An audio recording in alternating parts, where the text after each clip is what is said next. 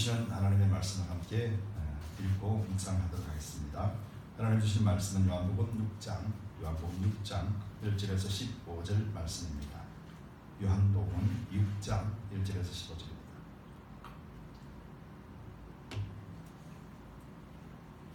함께 말씀을 천천히 읽겠습니다. 그 후에 예수께서 갈릴리 바다 곧 디베리아 바다 건너편으로 가시니 큰 무리가 따르니 이는 병인들에게 행하시는 표적을 보미르라. 예수께서 산에 오르사 제자들과 함께 거기 앉으시니 마침 유대인의 명절인 유월절이 가까운지라.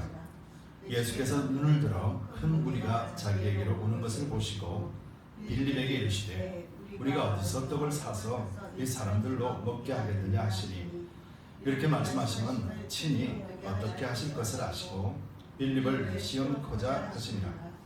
빌립이 대답하되 각 사람으로 조금씩 받게 할지라도 200데나리온의 떡이 부족하리이다. 제자 중 하나 곧 시몬 베드로의 형제 안드레가 예수께 여짜오되 여기 한 아이가 있어 보리떡 5개와 물고기 2마리를 가졌나이다.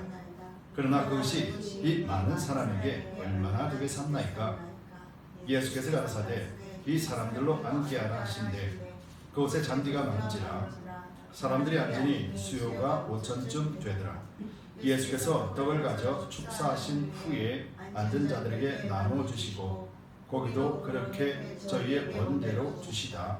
저희가 배부른 후에 예수께서 제자들에게 이르시되 남은 조각을 거두고 버리는 것이 없게 하라 하시므로 이에 거두니 보리떡 5개로 먹고 남은 조각이 12바구니에 찼더라. 그 사람들이 예수의 행하신 이 표적을 보고 말하되 이는 참으로 세상에 오실 그 선지자라 하더라. 그러므로 예수께서 저희가 와서 자기를 억지로 잡아 임금 삼으려는 줄 아시고 다시 혼자 산으로 떠나가시느니라. 아멘. 기도하겠습니다. 주님 감사합니다. 오늘도 주님 부정한 정을 세워주셨습니다. 말씀을 함께 묵상할 때 깨닫는 지혜를 주시고 오직 예수 그리스도 복음 전하고 예수 그리스도 한 분 만나게 하여 주옵소서.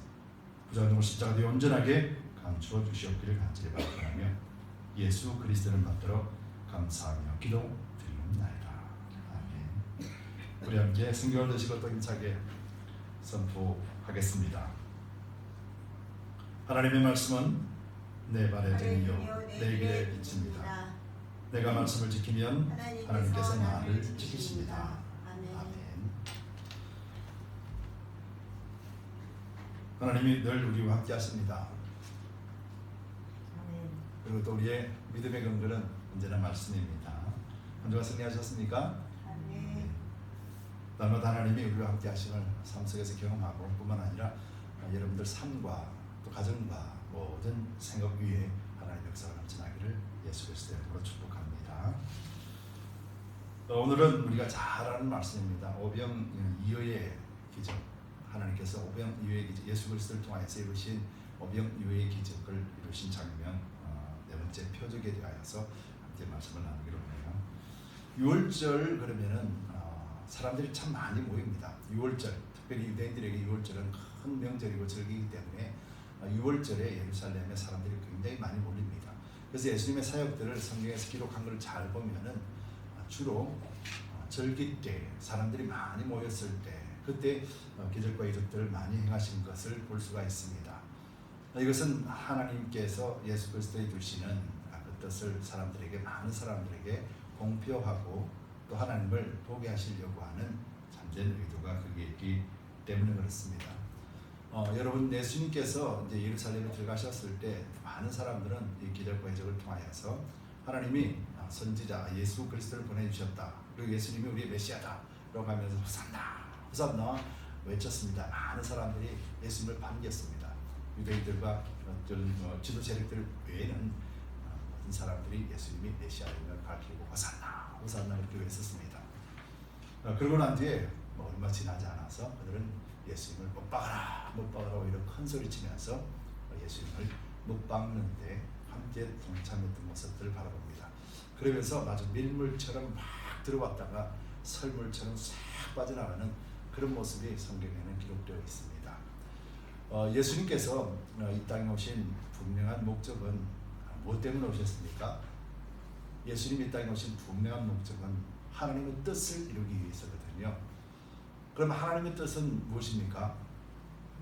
우리를 구원하시는 것이죠. 우리를 구원하셔서 무엇을 하기 위해서요? 우리의 영원한 생명, 영생을 주시기 위해서. 바로 이것이 예수님께서 오신 목적이에요. 그렇다면 우리가 오늘 이 시간에도 우리가 지켜야 되고 우리가 그것을 잊지 말고 우리가 끝까지 가지고 있어야 될 것이 뭐예요? 바로 영생, 십자가를 통해서 구원받은 이 영생. 그래서 주님 앞에 서는 날까지 끝까지 이 영생이 예수님께서 나에게 주신 선물이요, 영원한 생명을 하나님이 우리를 통하여서 이루심을 하나님께서 원하셨다라는 것을 잊지 않고 살아가는 것이 바로 교회요, 성도요, 그리스도인의 참 신앙생활의 근본입니다. 이것을 잃지 않는 것이 너무도 중요해요. 지구가 태양 주위를 돌죠. 지구는 자전도하면서 태양 주위를 공전하면서 돕니다. 그래서 지구에게 있어서 태양은 너무도 중요한 존재입니다. 태양이 우리는 너무도 중요한 것을 알아요. 근데 잘 보면은 달도 지구를 주변을 돌면서 공전합니다. 달이 지구에 끼치는 영향, 여러분 한번 생각해 보셨습니까? 만약에 달이 없으면 어떻게 될까? 만약에 달이 없다라면은 지구가 23.5도를 기울여져서 자전하면서 태양 주위를 한 바퀴 도는 게 1년 걸리잖아요. 그렇게 해서 한 바퀴를 돕니다. 근데 달은 지구를 중심으로 해서 공전하면서 돕니다. 그러면서 같이 돌면서 한 달 주기로 달은 지구를 한 바퀴 돌게 되죠. 그런데 분명한 것은 이 하나님이 창조하셨을 때는 분명한 목적이 있었어요. 이 달이 만약에 없다라면 지구가 어떻게 될까? 과학자들이 이렇게 설명해요. 달이 없다면 태양만 있고 지구가 있다면 지구는 이 23.5도라는 이 도수가 바로 사라진다는 겁니다. 어떻게 바뀔지 모른다는 거죠. 흔들거리면서 어떻게 될지 모른다는 거죠. 그러니까 남극과 북극도 사라질 거고 햇빛을 계속 받아서 뜨거운 데를, 그래서 사계절이 사라지게 될 것이고 자연 생태계가 모든 것이 다 파괴된다는 겁니다. 이처럼 달이 이 중력, 만류 인력을 통해서 달과 지구 사이를 이 인력을 통하여서 잡고 있기 때문에 그래서 지구가 23.5도를 유지하면서 계속해서 돌고 간다는 거죠. 그래서 하나님이 창조하신 대로 이 지구는 이 사계절을 가지고 있으면서 남극과 북극이라는 것과 그리고 또 지구가 온전하게 지탱이 된다는 것이죠. 이것이 바로 달이 위치에 있기 때문에 그래서 지구가 하루 24시간 그렇게 들어간다는 겁니다. 만약에 지구에 달이 없다라면은 과학자들은 이 지구가 한 바퀴 도는데 한 8시간 정도 걸린답니다. 그러면 모든 것이 파괴가 되겠죠. 이처럼 우리는 태양이 참 중요하다고 여기지만은 달이 우리에게는 얼마나 중요한지에 대해서 잃어버리고 산다는 거죠. 이처럼 태양 중심 속에서 지구는 살아가지만은 이 달이 있음으로 인해서 늘 태양 중심 속에서 벗어나지 않고 늘 지구로서 살게 되는 것이죠. 이것이 오늘 우리가 살아가고 있는 지구의 모습입니다. 이처럼 우리 신앙생활에 있어서도 빛이신 예수 그리스도가 우리 사이에 이 달처럼 역할을 하는 것이 있는데 이것이 없다라면 우리는 늘 비틀거리며 뜨겁거나 차거나 그리고 또 늘 힘들며 하나님을 볼 수도 없는 그런 삶을 살 것입니다. 늘 괴롭고 힘든 삶을 사는 것이죠. 저는 여기서 이제 달의 역할이 우리 신앙에서 무엇인가 라고 생각해 볼 때 한마디로 정의한다면 성경적 신앙관이다 라고 말할 수가 있어요. 이 달이 있기 때문에 지구가 태양을 온전하게 공전할 수 있고 사계절이 있으며 1년을 돌면서 주기적으로 돌아가는 것이죠. 그래서 여기서 사람이 살 수 있고 평화를 누릴 수 있듯이 그리스도인에게 있어서 성경적 신앙관이 없다라면 우리는 어떤 신앙관을 가지고 있는지 알 수가 없게 돼요. 그래서 태양이 있고 빛은 비춰지지만은 그 빛에 온전하게 삶을 살 수가 없습니다. 마치 달이 없으면은 지구가 어떻게 비틀거리면서 돌든지 그래서 사람이 살 수 없는 땅이 되는 것처럼 우리의 성경적 신앙관이 없으면은 그리스도인은 바른 신앙생활을 절대로 할 수가 없습니다. 그래서 우리의 기준이 어디에 되어야 됩니까? 성경이 되어야 되는 것입니다. 성경은 누구에 관한 말씀입니까? 예수 그리스도에 관한 말씀이고, 예수 그리스도는 누구십니까? 하나님의 뜻을 이루기 위하여서 이 땅에 오셔서 우리에게 영생을 주시는 십자가 사건을 통하여서 우리에게 온전하게 구원을 얻는 백성, 의로운 백성으로 살게 하시기 위하여서 이 땅에 오셨거든요. 그래서 이것을 우리가 다 알지 못하면은 우리는 신앙 자체가 흔들리게 되고 우리 신앙 자체가 길을 잃어버리게 된다는 것입니다. 그래서 우리의 신앙적 가치관은 바로 모든 것이 성경적이어야 된다는 것이 우리를 하여금 잘 깨닫게 하는 것이죠. 여러분, 예수님께서 조금 전에 말씀드렸지만 이 땅에 오신 이유는 영생을 주시기 위해서요. 십자가를 통하여서 믿는 자들에게 영생을 주시는 것. 그래서 우리의 목적은, 신앙의 목적은 이 영생을 받은 것을 알고 이 영생을 끝까지 지켜내는 거예요. 그래서 이 영생을 지켜낼 때 비로소 우리는 예수께서 다시 오실 그 재림의 소망을 가지게 돼요. 그리고 우리가 육체에서 벗어버렸을 때라도 우리는 영원한 천국, 그것을 누리게 되는 거예요.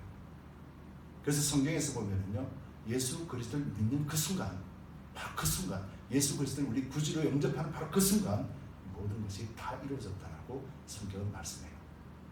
그래서 저와 여러분들은 지금도 천국의 삶을 산다라는 것이에요. 하나님 그렇게 인정하셨고 그렇게 역사하셨다는 거죠.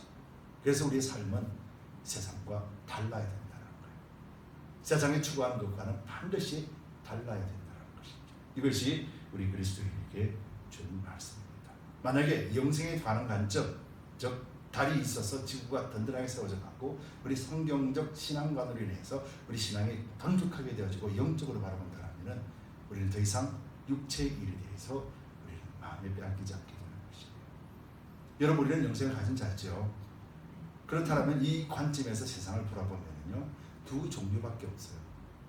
예수의 십자가를 믿고 영생을 얻은 자와 예수 십자가를 거부하고 영생이 없는 자, 이 두 가지밖에 없어요, 세상 사람들은.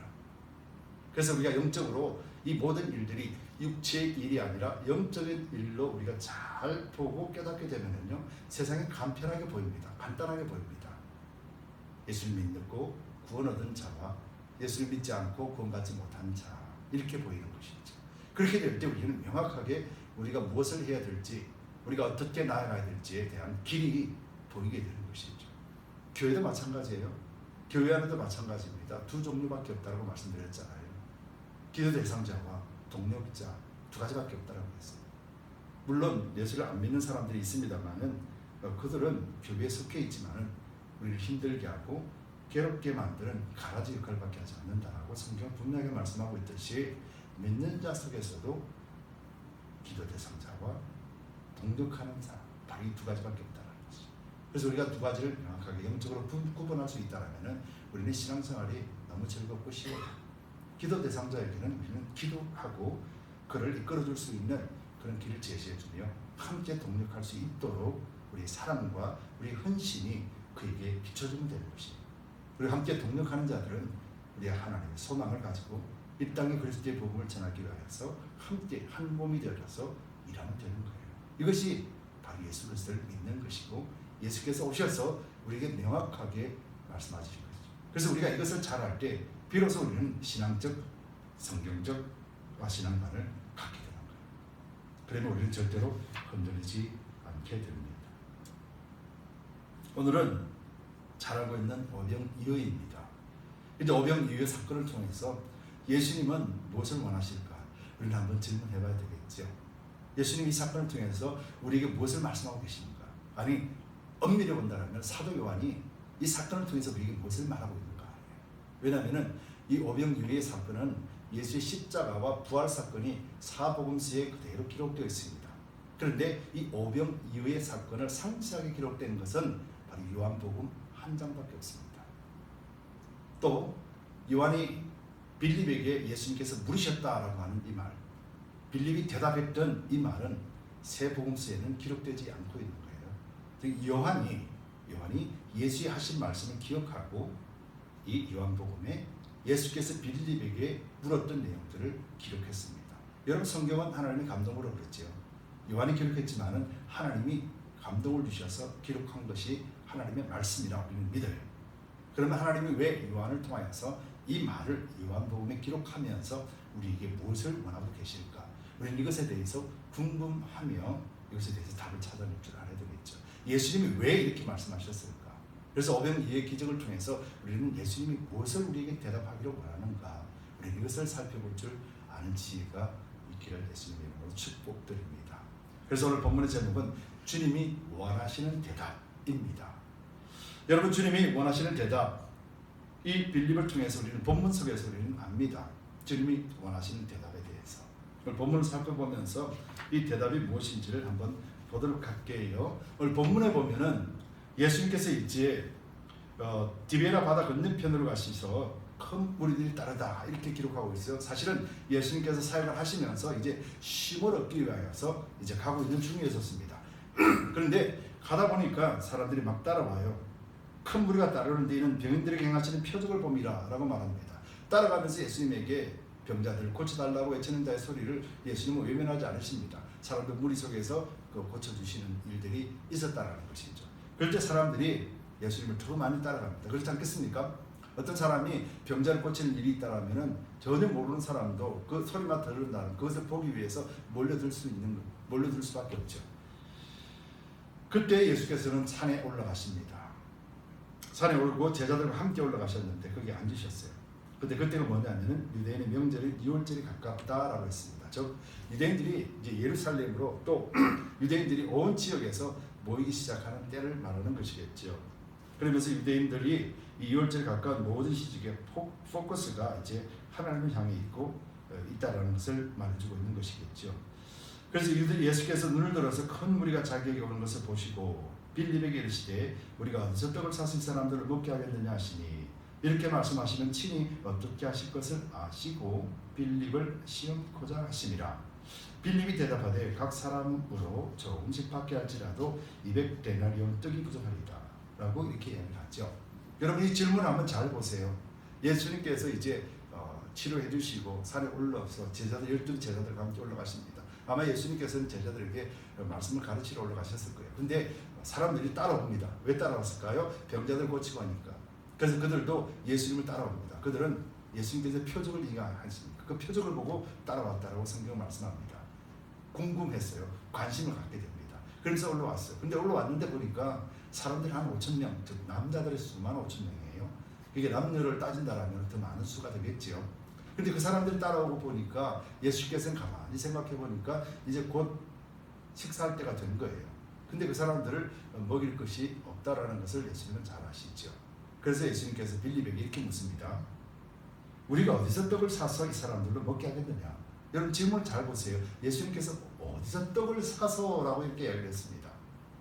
근데 예수님께서 그렇게 말씀하시니까 빌립이 뭐라고 생각해요? 어디서 사서? 그렇지. 산다라면 누가 필요합니까? 돈이 필요하잖아요. 그래서 빌립이 빨리 머리를 굴려봅니다. 야, 이 사람들 어떻게 사서? 어떻게 먹이지? 어디 가서 사도 그 떡을 살 것도 없지만은 만약에 산다 그래도 얼마나 필요할까를 계산해 볼 거예요. 그러다 보니까 빌립이 이렇게 합니다. 한 200데나리온도 좀 부족하지 않습니까, 예수님? 너무도 상식적인 대답을 했어요. 빌립은요, 너무도 상식적인 대답. 예수님 묻는 말에 그냥 대답했습니다. 어디서 사서라고 말해. 빌립은 그냥 대답했어요. 그 정도 살려면 한 200데나리온 이셔야 되지 않겠습니까? 라고 묻는 거죠. 200데나리온은 한 사람이 8개월치의 임금을 이야기하는 거예요. 엄청난 돈이라는 거죠. 그 말이 뭡니까? 예수님, 우린 돈 없어요 라고 말하는 것이죠. 근데 예수님은 빌립을 책망하지 않으셨어요. 그냥 그 물고기 2마리와 떡 5개를 이제 안드레가 가져온 것을 보면서 그냥 축사하시고 나눠 줘라, 그렇게만 이야기했었어요. 빌립에 대해서 책망하지 않으셨어요. 그러면서 그 떡을 다 나눠줬습니다. 그래서 배불리 다 먹었어요. 사람들이 배불리 다 먹고 난 다음에 그 떡을 조각을 거두고 버리는 것이 없게 하라 하신 거에 가지고 그 거둔 조각이 뭡니까? 12바구니에 찼더라라고 기록하고 있죠. 이 만약에 12바구니는 결국 이제 제자들의 몫이겠죠. 제자들은 떡을 나눠준다라고 먹지를 못했었기 때문에 이 남은 12조각은 바로 제자들의 몫으로 남아 있는 것이겠죠. 바로 이것이 오늘의 본문의 말씀이고, 사람들은 배불리 먹었습니다. 배불리 먹고 보니까 아니, 이 수많은 사람들을 그 떡 5개와 물고기 2마리, 물고기도 아주 작은 것을 이야기하는 거예요. 큰 물고기가 아니고. 이 2마리를 통해서 저 사람이 또 이상한 기적을 행해서 우리를 먹이니까 사람들이 너무 놀라는 거예요. 야, 저 사람이면은 우리의 모든 이 가난 다 해결될 것 같다.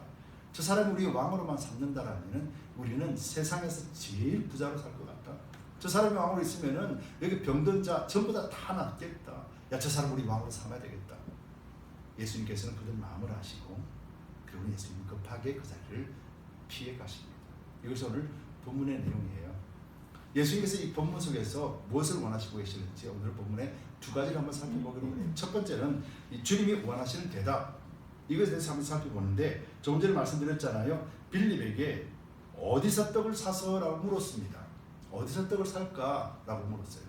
근데 여러분 잘 보세요. 빌립은 예수님께서 어디서 떡을 살까라고 했을 때 어디서 산다라는 개념에 빌립은 집중했어요. 그래서 200데나리온이라는 계산이 나왔습니다. 어떻게 보면 빌립은 예수님이 묻는 질문에 바른 대답을 했습니다. 바른 질문에 대답을 했어요. 그런데 예수님은 전혀 말씀을 하지 않으셨습니다. 여기서 빌립에게 예수님께서 뭐라고 하십니까? 요한은 예수님의 말씀을 이렇게 기록하고 있죠. 이렇게 말씀하시면 친히 어떻게 하실 것을 아시고, 즉 예수께서는 이미 그들을 먹이실 거로 작정했다라는 거예요. 그러면서 빌립을 시험코자 하시니라. 요한의 관점에서 보면, 요한이 보는 관점에서는 예수님께서 지금 빌립을 시험하고 계셨다라고 말하는 거죠.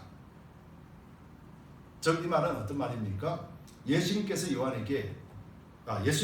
빌립에게 이렇게 말한 것은 예수님이 처음 보자마자 빌립에게 말한 것이 아니라, 여러분 그 이전에 이적들이 있었죠. 표적들이 있었단 말이에요. 가나의 혼인잔치와 그리고 또 왕의 신하의 아들 고쳐주었고 38년 된 병자를 고쳐주었어요. 그 현장에 제자들이 다 있었다라는 거예요. 묵도했다라는 거예요. 사람들이 어우, 저 사람이 메시아다. 모든 사람들의 입을 통해서 예수님이 메시아라는 것을 입으로 고백할 정도로 확고한 표적을 보여주었어요. 그럼 예수님 가만히 있었을까요? 오늘도 산에 오르신 것처럼 예수님은 제자들에게 그 표적을 행하시면서 그 속 내막들을 하나하나 설명을 해 주셨을 거라는 거예요. 성경에는 다 기록되어 있지 않지만은 예수님께서는 꼭 그 일 후에 제자들에게 하나하나 설명을 해 주신 장면이 기록되어 있잖아요. 예수님은 이 땅에 오신 목적이 사람을 살리고 먹을 것을 주고 이런 것에 그치는 것이 아니라, 이를 통해서 하나님이 왜 나를 보내셨는가를 가르치는 것이 목적이에요. 제자들에게 알게 하는 것이 목적이에요. 제자들을 세워서 하나님의 종으로 삼는 것이 예수님의 목적이거든요.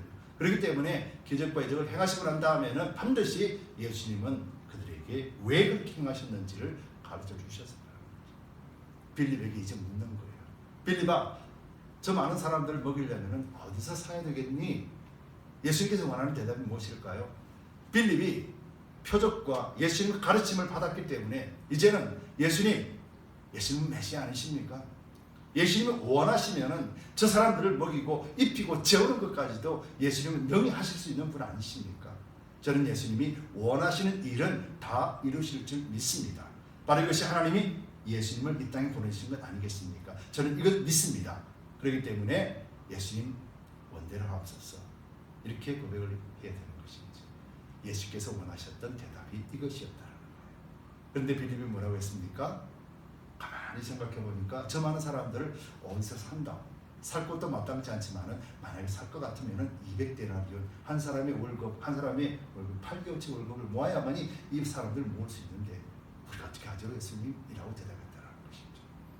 예수님은 빌립을 책망하지 않으셨어요. 그러나 예수님께서 원하는 대답은, 주님, 우리에게 보여주셨고 우리에게 가르쳐 주셨지 않습니까? 이 일도 주님이 원하시는 대로 될 것입니다. 주님은 그렇게 하실 것입니다. 저는 그것을 믿습니다. 그러면서 사람들로 하여금 불러 모아서 우리 주님이 이것을 행하실 것이다 라고 제자답게 모습을 보여주기를 예수님은 원하셨어요. 여러분, 우리 그리스도인들에게는 어떻습니까? 교회는 또 어떻습니까? 여러분, 빌립은 지극히 상식적인 대답을 했습니다. 잘못했다라고 누가 한 사람이라도 말할 수 없는 것이었습니다. 어디서 살까? 어디서 사서라고 예수님이 질문했을 때 200데나리온 돈이 필요합니다 라고 대답했습니다. 이것이 지극히 상식적인 일 아닙니까? 빌립이 잘못된 대답했을까요? 아니요, 지극히 상식적인 일. 그런데 예수님께서 오신 것은 육의 일, 세상의 상식적인 일을 하기 위해서 오신 것이 아님을 그 전의 사건을 통해서 빌립에게 보여주셨고 그 영을 깨우쳐 주시는 말씀을 통해서 교훈하셨었다는 거예요. 예수님이 하나도 주지 않으시고 묻는 것이 아니라 그에게 하늘의 비밀들을 설명해 주면서 제자들에게 그것을 맛을 보게 하셨어요. 그리고 그들에게 진실된 신앙의 고백을 끌어내기 위하여서 예수님 그렇게 말씀하셨어요. 여러분, 오늘 그리스도인들을 믿는, 또 예수 그리스도를 믿는 저희들, 또 교회의 한 몸이요 지체요 머리로 예수를 삼고 말씀이 우리 신앙의 기준이 되는 가치관을 가지고 있는 저와 여러분들은 어떻습니까? 우리가 세상에 부딪히는 일, 세상의 지극히 상식적인 일, 만약에 세상에서 상식적으로 벗어났다라면 우리는 아예 생각조차도 아니하고 도전할 의지도 없고 세상에 상식적이지 않는다라면 우리는 아예 엄두도 내지 않고 중간에 포기해버리고 마는 것, 바로 이것이 우리의 신앙의 모습이라면 오늘 예수님이 우리에게 어떤 대답을 하기를 원하실까? 너희가 예수를 아느냐? 너희가 말씀을 아느냐? 너희가 하나님을 아느냐? 이렇게 물으신 것이 아니에요. 하나님이 너에게 주신 것을 기억해보라는 것이죠. 하나님의 말씀을 기억해보라는 것이죠. 우리 속에 혈관을 통해 흐르고 있는 이 말씀이 생명의 말씀으로 믿는다라면 그 말씀을 하나하나 깨달아보라는 것이죠. 그래서 이 땅에 있는 이 지상생활을 하면서 지극히 상식적인 일, 바로 이 일들은 예수님 필요 없는 일이라는 거죠. 맞습니다. 200데나리온, 돈만 가져오면 살 수 있는 일, 이 일. 그럼 결국 어떻게 했습니까? 돈이 없어서 사람들 돌려보내야 되는 거예요. 여러분, 예수님께서 이곳에서 사람들을 돌려보낼 의지가 한 번도 없는 것이에요. 즉 여러분들, 예수님 앞에 나온 사람들은 하나님은 반드시 책임지게 하셔요. 예수님께서 반드시 책임지게 하셨어요. 이 수많은 사람들이 예수님 앞에 있었을 때 예수님은 내가 돈이 없으니까 너희 돌아가라, 그렇게 말하지 않으셨어요. 이미 그들을 먹이실 것을 작정했다라는 것이죠. 예수 앞에 나오는 자들은 이미 하나님이 책임지시기로 작정하셨다라는 거예요. 그런데 우리는 지금 어디에 있습니까? 예수 앞에 있는 거예요. 말씀 앞에 있는 거예요. 그런데 예수님이 책임져 주시겠다라고 하는데 우리는 지극히 상식적인 일에 사로잡혀서 예수님이 책임져 주심을 잃어버리고 산다는 거죠. 여러분, 여기서 요한은 바로 그것을 우리에게 보여주고자 원했던 것이죠. 예수를 우리가 메시아로 여기고 우리의 구원주로 믿고 우리가 영생을 얻었다라면 이 영생을 이제는 확고하게 붙들며 주님 다시 오신 그날까지 우리가 소망을 갖고 사는 거예요. 우리가 하늘 백성으로서 하늘에 속한 자로서 산다라면 우리 이 땅의 삶을 더 이상 연연하지 않는다라는 거예요. 이건 포기를 이야기하는 것이 아니에요. 우리가 이제 다 가진 자로서, 구원을 얻은 자로서, 생명을 가진 자로서 저 사람들 생명이 없는 자, 죽는 자로 바라보게 되는 것이에요. 그들이 빌딩을 짓고 그들이 건강하게 살며 100세 시대, 120시대 자기 통장에 돈이 얼마나 있으며 얼마나 행복하게 사는 것 전혀 관심이 없습니다. 너는 그래도 죽는다라는 거예요. 너는 이길 끝에는 너는 죽는다라는 거예요. 우리가 아는 사실은 그는 죽는다라는 사실 외에는 우리는 알지. 그가 아무리 행복하다 할지라도 그는 죽는 거예요. 근데 너희들 볼 때는 내가 바보처럼 보이고 우리가 바보처럼 보이도 우리는 영원한 생명을 갖고 산다라는 거예요. 너는 죽고 땅에 묻히지만은 우리는 하늘에 속한 자로 하나님께 우리는 돌아간다. 그 육은 흙으로 돌아가지만은 우리 영은 하나님께로 돌아간다는 거예요. 예수께서 오신 목적이 이건데, 그렇죠? 교회를 세우신 목적이 이건데, 성도라 불러주신 목적이 이건데, 근데 우리는 무엇을 향하여 달려가고 있는가 하는 것이죠. 200데나리온이 있어야만 됩니다. 그렇게 고백한다라면 우리는 예수님의 바른 질문에 바른 대답을 하지 않는 거예요. 예수님, 나는 200데나리온이 없습니다. 그런데 예수님이 하실 수 있지 않습니까? 예수님이 메시아지 않습니까? 38년 된 병자도 고치셨지 않습니까? 왕의 신하, 한 번도 보지 못한 신하 한마디 말씀으로 고쳤지 않습니까? 그리고 또 가나의 혼인잔치에서 물을 포도주 되게 만드셨던 분 바로 당신 아니십니까? 근데 5,000명이 아니라 5만 명이라도 이것을 먹이실 수 있는 능력이 당신께 있지 않습니까? 저는 그것 믿습니다. 오늘도 역사하여 주시고 저 불쌍한 사람들에게 상식을 주옵소서라고 고백할 수 있어야 되는 것이죠. 여러분, 예수께서 이렇게 말씀하셨어요. 요한복음 6장 48절에 내가 곧 생명의 떡이로다. 6장 65절에는 내 아버지께서 오게 하여 주지 아니하시면 누구든지 내게 올 수 없다. 즉 오늘 예수님을 따르는 무리 5,000명 이상이 되는 무리들은 예수님의 표적을 보고 따라왔습니다. 그런데 하나님이 허락지 아니하시면 예수님을 따를 자가 없다라고 말씀하셨어요. 예수님께서. 그들 또한 하나님이 표적을 보고 따라왔지만은 그들이 하나님이 예수 그리스도로 인하여서 책임져 줄 영혼으로 그래서 예수님은 집으로 돌아가세요. 먹을 거 없으니까 제가 저녁 식사하고 오세요라고 말하지 않는 거예요. 예수님께서는 그들에게 충분히 먹고도 남을 수 있도록, 배불리 먹고도 남을 수 있도록 채워주셨고 12바구니를 남게 하셨어요. 이것을 제자의 몫으로 돌렸던 것이죠. 여러분, 이것이 믿음이라고, 이것이 우리가 그리스도인으로서 바라봐야 될 예수께서 하신 말씀에 대한 대답. 주님이면 능치 못할 일이 없습니다. 주님이면 다 할 수 있습니다. 비상식적인 일, 이것 주님 외에는 할 수 있는 것이 없습니다. 우리가 이것을 믿사오니 주님 행하여 주옵소서. 이것이 하나님이 우리 두드림 교회와 우리에게 원하시는 대답이라는 거예요. 이것이 바로 옳은 대답임을 여러분들 꼭 기억하시기 바랍니다. 그러고 난 다음에 이제 예수께서는 사람들이 예수님을 왕으로 모시려고 하는 마음, 제 양반만 있으면 우리는 끝났어 이제는, 그렇게 생각하는 그런 세상적인 생각 속에서 예수님은 멀리 가셨다라고 기록하고 있어요. 이 말이 무엇이겠습니까? 예수님을 우리의 떡을 주는 공급하는 자로만 여기고 그를 우리의 그런 왕으로만 생각한다면 예수님은 우리 마음에 계시지 않는다는 말이에요. 예수님을 하나의 우상으로 여기는 것이죠. 여러분 잘 보세요. 불교나 무슬림이나 다른 종교를 보십시오. 무엇을 구하고 있습니까? 그들이 구하는 것은 세 가지밖에 없습니다. 육체의 정욕과 안목의 정욕과 이생의 자랑, 이 세 가지밖에 없습니다. 그들이 구하는 것은 이 세 가지예요. 근데 우리 똑같이 예수님에게 이 세 가지를 구한다라면은 예수님은 우리에게 그하실 수가 없습니다. 왜요? 예수님은 영의 일로서 우리에게 영생을 주시기 위하여서 오셨기 때문에. 그래서 우리가 하나님 나라와 의를 구할 때 그때 비로소 하나님은 우리 속에서 역사하시는 거예요. 네가 내 안에 저가 내 안에 내가 저 안에 있다라면 무엇이든지 구하라라고 말씀하신 의미는 바로 이 의미예요. 우리가 주님 앞에 영생을 가진 자로서 주여 주님이라면 뭐든지 하실 수 있습니다. 이것이 우리의 기도의 첫 번째인데 그 목적은 주여 저들 영혼을 주님은 구원하실 수 있습니다가 되어야 되는 거예요. 그럴 때 주님은 우리를 도구로 사용하시는 거예요. 제자들에게 축복하시면서 오병이어를 가지고 너희가 나눠주라 라고 말씀하는 거예요. 그때 다 나눠줍니다. 다 내어줍니다. 중간에서 제자들이 호주머니에 집어넣지 않습니다. 다 나눠주고 난 다음에 먹는 것 하나도 버리지 말아라 그러면서 남은 것이 12바구니에 남았다. 이것은 누구의 몫이라고요? 12제자들의 몫이 되는 것이죠.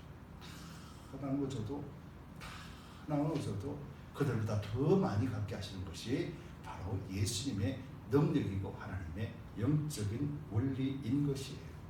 그래서 여러분들 믿는다라고 하는 것은 우리가 육체의 정욕과 안목의 정욕과 이생의 차량을 추구한다라면 우리는 믿음이 잘못된 믿음이에요. 이것은 성경적인 신앙관이 아니에요. 그래서 성경적인 신앙관, 바른 신앙관은 예수께서 나를 구원하시고 우리 영원한 생명을 주셨고 영생의 소망을 가지고 있으며 예수께서 다시 오실 그날을 우리가 기다리고 사모하는 자로서 믿음을 지켜내는 자, 바로 이것이 우리의 성경적 가치관이라면 우리는 이 땅을 바라보는 시각이 바로 믿지 못하여 구원 얻지 못하는 죽음 속에 있는 영혼으로 우리는 바라보게 되는 것이죠. 교회와 성도들이 바라봐야 될 세상은 바로 이런 시각으로 바라봐야 되는 것이죠. 그래서 주여 주님 오셔야만이 구원하실 수 있습니다. 주님이 행하셔야만이 이 5,000명을 먹고도 남음 있는 그런 은혜가 있을 줄 믿습니다. 우리는 행할 수 없습니다. 그러나 주님은 하실 수 있습니다 라고 고백하는 거예요. 이것이 우리를 믿음으로 지키게 하고 이기게 하고 견디게 하는 거예요. 여러분 만약에 조금 전에 말씀드렸다시피 주님을 우리의 왕으로 모시기를 원합니다. 병을 고쳐주시고 우리의 물질을 지켜주시고 세상에서 잘되게 하는 왕으로 모신다라면 예수님은 우리 속에 가지 않으십니다. 그래서 또 어떻게 생각하겠습니까? 베드로전서 5장 8절에 근신하라 깨어라 너희 대적 마귀가 오는 사자와 지도로 삼킬 자를 찾나니. 우리가 예수님을 물질의 육체 정욕과 안목의 정욕과 이생의 자랑으로 여길 수밖에 없는 그런 것을 구하는 하나의 우상, 하나의 왕으로 우리가 생각하고 믿고 있다라면 오는 사자와 같이 삼킬 자를 찾는 사단 세력에게 우리는 먹히고 가는 거예요. 이것이 영적인 일입니다. 그래서 고린도후서 2장 14절에 항상 우리를 그리스도 안에서 이기게 하시고 그리스도 밖에가 아니라 그리스도 안에서 이기게 하시고 우리로 말미암아 각 처에서 그리스도를 아는 냄새를 나타내시는 하나님께 감사하노라. 그리스도를 아는 냄새예요. 오늘 빌립에게 그리스도를 아는 냄새라는 것이 맞습니다. 주님, 우리는 할 수 없습니다. 주님은 이 많은 사람들을 먹이실 수 있는 분이십니다. 주님은 메시아십니다. 주님에게는 넘지 못할 일이 없으십니다. 주께서 행하여 주옵소서. 이 고백이 바로 세상 사람들에게 그리스도를 아는 냄새를 나타내는 거예요. 우리 두드림교회와 우리 성도들은 불가능한 일을 행하시는 하나님으로 보지 맙시다. 불가능한 일이라는 것은 바로 영혼 구원에 관한 것이에요. 우리가 행하지 못하는 일이라는 것은 바로 믿음이 서지 못했기 때문에 행하지 못한다라고 우리는 시선을 바꾸어야 됩니다. 예수님 우리 속에 있다라면 우리가 과연 예수 그리스도의 참된 물음에 우리가 참된 대답을 하고 있는가, 이것을 잘 살펴보아야 될 줄 믿습니다. 그래서 우리가 말씀을 아는 능력을 키워야 되고 성경적 신앙관, 이것을 바로 세워야 됩니다. 성경적 신앙관이 아니라면 우리는 이것이 2단인지 3단인지 우리 스스로는 판단할 수 없습니다. 그래서 우리는 삶의 모습을 통하여서, 행실을 통하여서, 열매를 통하여서 알게 된다 했는데, 이 열매는 곧 그리스도 인하여서 나타나는 열매, 바로 성경적 신앙관으로 나타나는 바른 신앙 안에서 나타나는 열매가 되는 것이지요. 여러분, 우리가 기억합시다. 우리가 예수님 안에 있는 것은 이 땅의 복을 위한 것이 아닙니다. 우리가 예수 그리스도를 믿는 것은 영생, 십자가, 핏값으로 이루신 하나님과 관계가 회복된 의로운 자로서의 삶을 사는 것입니다. 이것이 예수 그리스도를 믿는 것이에요. 그래서 하나님을 아바 아버지라 부를 수 있는 자녀가 되게 하셨습니다. 그리고 우리가 하나님을 아바 아버지라 부를 수 있을 때, 그때 진심으로 아바 아버지라 부를 수 있을 때 하나님은 이 땅에서 하나님의 아들로 살게 하시기 위해서 우리에게 채워주시고 공급하시는 거예요. 세상에서 뒤처지지 아니하고 머리가 되고 꼬리가 되지 아니할 뿐만 아니라 세상을 리드해 나갈 수 있는 그런 삶을 비로소 살게 하시는 것이 하나님의 뜻이라는 것이죠. 그러면서 이 땅에 소망이 아니라 이 땅에 재어두는 그런 부자의 삶이 아니라 하늘의 소망을 가지고 있으며 하나님 앞에 늘 가난한 자로서 베풀고 나눠줄 수 있는 작은 소자에게도 물 한 잔 대접해 줄 수 있는 그런 긍휼한 마음으로서 사는 것이 바로 하나님의 공급받는 자로서의 삶의 모습입니다. 여러분, 이제 우리는 표적만 구하고 또 표적만 따라가는 그런 움직이는, 그런 표적만 보고 움직이는 그런 종교 생활을 이제는 멈춥시다. 그리고는 이제 오직 표적을 행하시는지, 왜 이 표적을 행하셨는지를 아는 지혜, 바로 이것을 성령께 의지하며 예수께서 매일같이 우리에게 질문하시는 것, 어찌해야 될 것인가, 어찌해야 사람들을 먹일 것인가, 우리에게 질문하실 때 네, 주님이면 하실 수 있습니다. 주님은 메시아 아니십니까? 주께서는 모든 일들을 다 하실 수 있는 분입니다. 저는 오직 주님만 믿습니다 라고 하는 올바른 성경적 신앙관으로 승리하게 되길 바랍니다. 한 주간도 오직 말씀 안에서, 진리 안에서 자유롭게 되고 내게 성경적 신앙관을 가지고 주님의 모든 것을 하실 수 있습니다 라고 하는 바른 대답을 해드리는 저와 여러분들이 되시기를 예수 그리스도 이름으로 축복합니다.